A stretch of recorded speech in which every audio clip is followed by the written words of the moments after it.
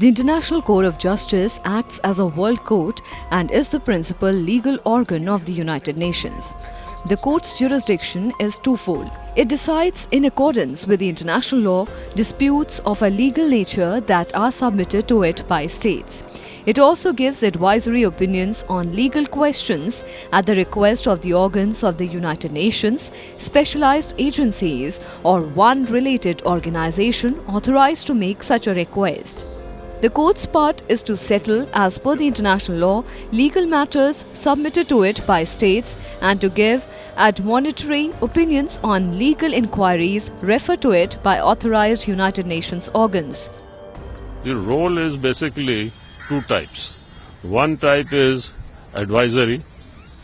You send somebody, United Nations has many organizations, all these 193 member states are there, so they can send to the International Court of Justice a reference. Please, this is the dispute with such and such entity, please advise us. So that is advisory. Now advisory, besides advisory, there is also, there is a legal dispute.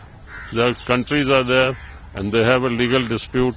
They take this matter, it is like a court. Like India has some dispute with Pakistan, then India will file a case, India versus Pakistan. In the exercise of its jurisdiction in contentious cases, the International Court of Justice settles disputes of a legal nature that are submitted to it by states in accordance with international law. An international legal dispute can be defined as a disagreement on a question of law or fact, as conflict or a clash of legal views or interests. Only states may apply to or appear before the ICJ. International organizations, other authorities, and private individuals are not entitled to institute proceedings before the ICJ court. Article 35 of the statute defines the conditions under which states may access the court. It states that the court is open to the state parties to the statute and that it is intended to regulate access to the court by states which are not parties to the statute. The conditions under which such states may access the court are determined by the Security Council, with the provision that under no circumstances shall such conditions place the parties in a position of inequality before the court. The court can only deal with a dispute when the states concerned have recognized its jurisdiction. No state can therefore be a party to proceedings before the court unless it has in some manner or other contested thereto.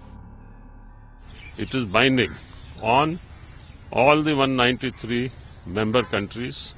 Why? The reason is, once you file a case, like India has filed a case against Pakistan, and Pakistan presents itself and seeks time to file reply, that means India and Pakistan both have surrendered to the jurisdiction of the International Court of Justice, and also it means that whatever judgment the International Court of Justice will give will be binding on both the parties. Since states alone are entitled to appear before the court, public, governmental, international organizations cannot be parties to a case before it. However, a special procedure, the advisory procedure, is available to such organizations and to them alone. This procedure is available to 5 United Nations organs, 15 specialized agencies, and 1 related organization. Though based on contentious proceedings, advisory proceedings have distinctive features resulting from special nature and purpose of the advisory function. Advisory proceedings begin with the filing of a written request for an advisory opinion addressed to the Registrar by the United Nations Secretary General or the Director or the Secretary General of the entity requesting the opinion. In urgent cases, the court may take all appropriate measures to speed up the proceedings. To assemble all the necessary information about the question submitted to it, the court is empowered to hold written and oral proceedings. Despite having no binding force, the court's advisory opinions nevertheless carry great legal weight and moral authority. They are often an instrument of preventive diplomacy and help to keep the peace. Rulings are mostly advisory, but there are conventions like the Vienna Convention, the Geneva Convention, and the member countries are signatories to a lot of conventions. So it's about following international protocol or not. You do it at your own risk. In their own way, advisory opinions also contribute to the clarification and development of international law and thereby to the strengthening of the peaceful relations between states. With inputs from Pranjal Prakhar, Bureau Report, Rajya Sabha TV.